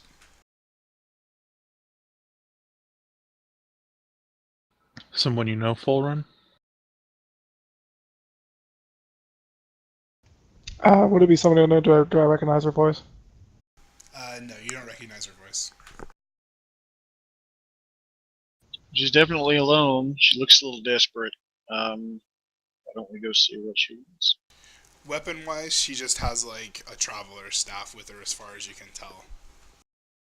In fact, she doesn't even have on like heavy boots, like she's prepared for a long travel.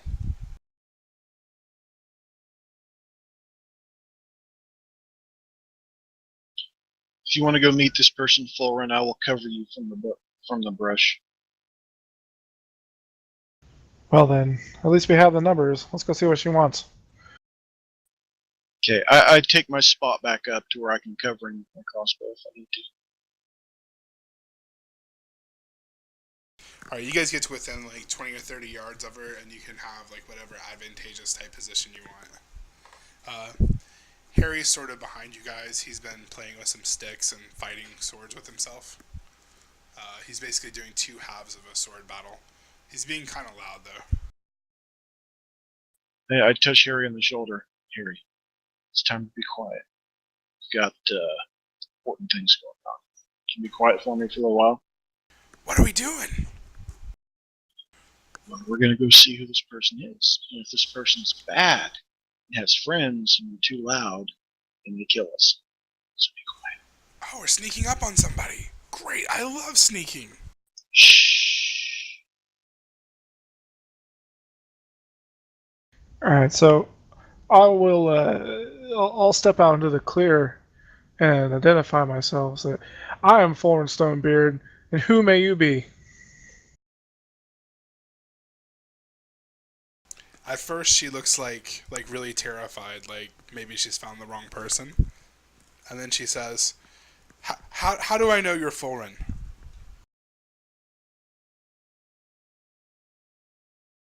Well, dwarf wouldn't lie, would he? And so I pull out my signet and show it to her. She looks at us sort of quizzically.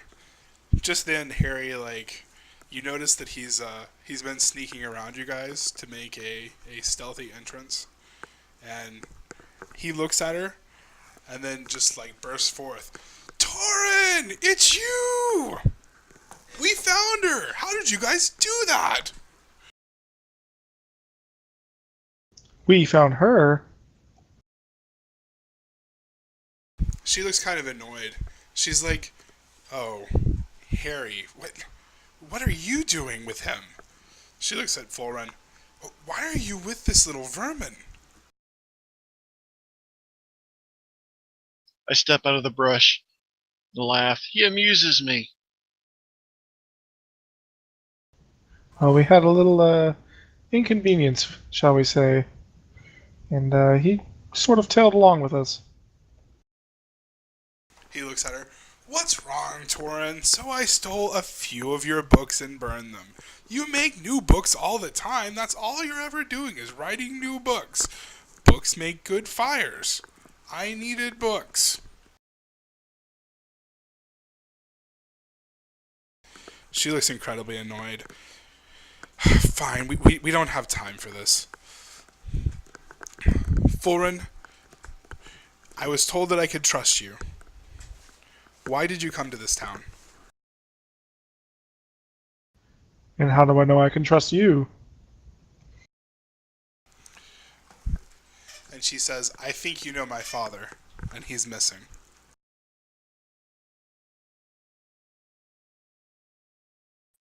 I ask Horse if we can trust her.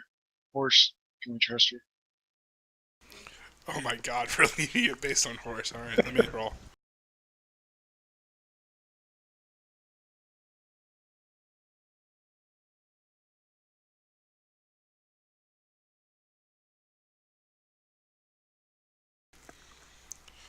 Horse really isn't so sure.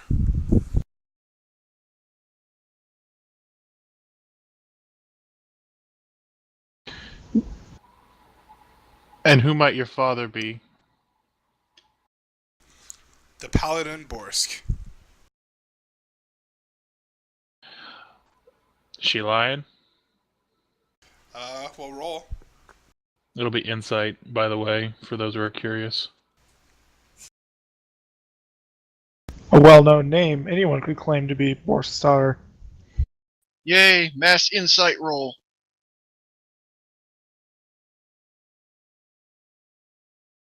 Shall we?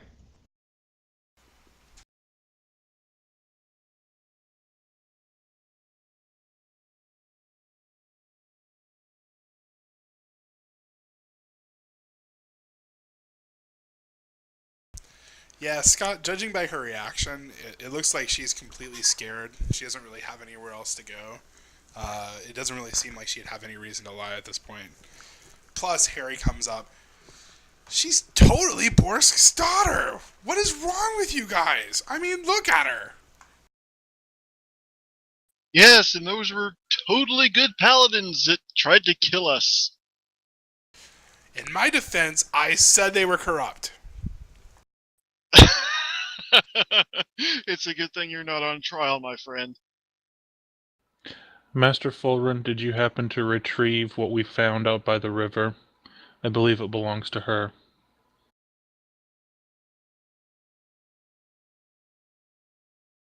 Well, it belongs to her father, yes. If she is who she says she is. She is who she says she is. I believe her. Very well then. Why have you sought us out? I believe that the traitors within his order have finally had to show their hand by attacking you. My father went missing several days ago. I'm fairly certain that Bellisk and his men had something to do with it. He was on a secret mission, and I was told that if anything happened, you would be coming to town to meet him soon. You're really the only hope that I have of finding him. You know, there is intrigue amongst intrigue. Bellisk was killed by the same dirty paladins that attacked us. Bellisk's men killed him. Killed him? Right in front of us. She sort of looks perplexed, but that doesn't make any sense. Well, it makes perfect sense if you agreed that the world is completely insane.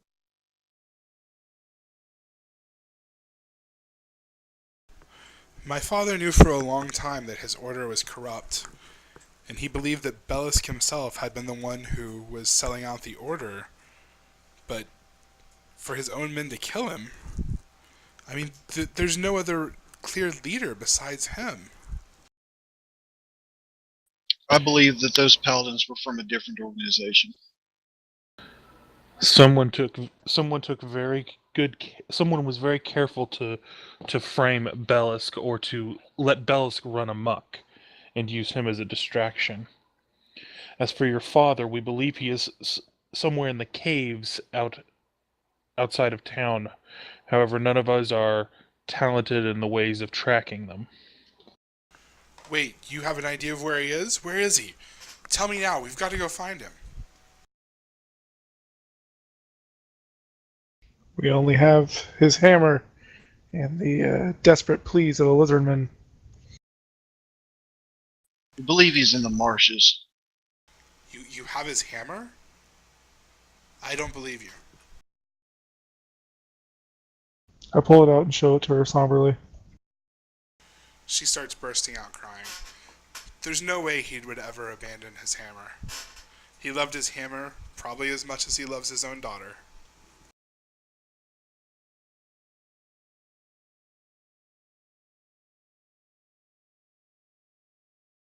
Well, the facts remain. We have his hammer, and that's all we have.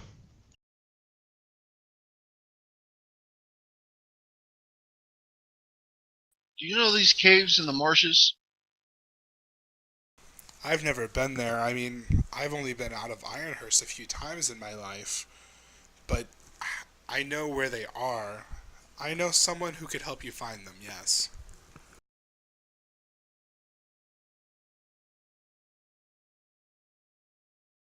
We did intend to go there to aid your father in any way, but we did not know how to get there.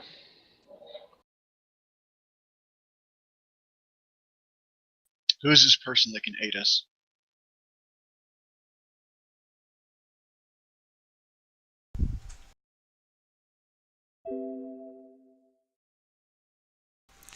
He's an old man that lives outside of town. Probably a half day's journey from here. He lives north of the main road. That's all that I know. We might have to go to one of the smaller villages and ask around for him.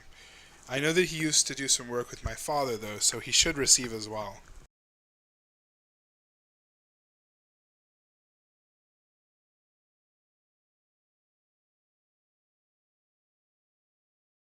Well, I think that's our best shot at finding where he's held captive. Or worse.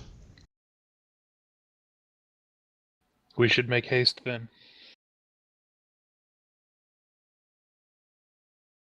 Oh, I pull Cathon to the side. Before we make this haste, there is a slight matter of me having to draw my sword yesterday. I hold out my hand, palm upward. My coin pouch has 30 gold coins in it. That's all the gold that I had for a pilgrimage. Take it, and if you say one more word about gold, I will climb 3 trees if I have to cave your skull in.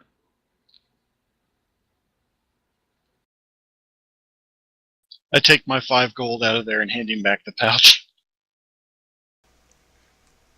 As if, like, looking at you for the first time, she looks at you, or she notices, why is the halfling wearing clothes that are way too big for it?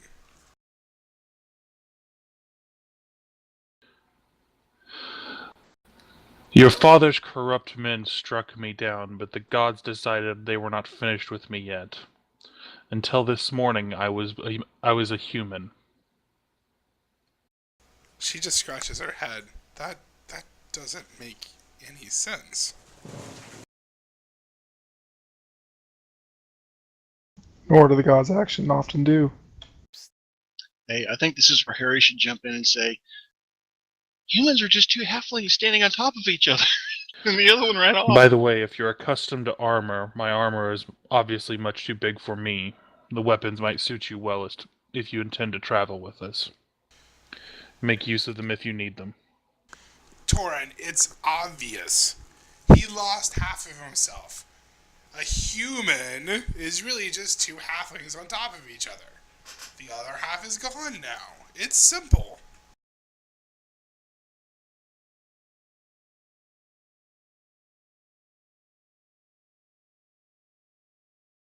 Oh, Kieran laughs heartily. I just shake my head. Alright, so let's figure out how rested up you guys are. So you took a long rest, which would be a night. Oh, you regained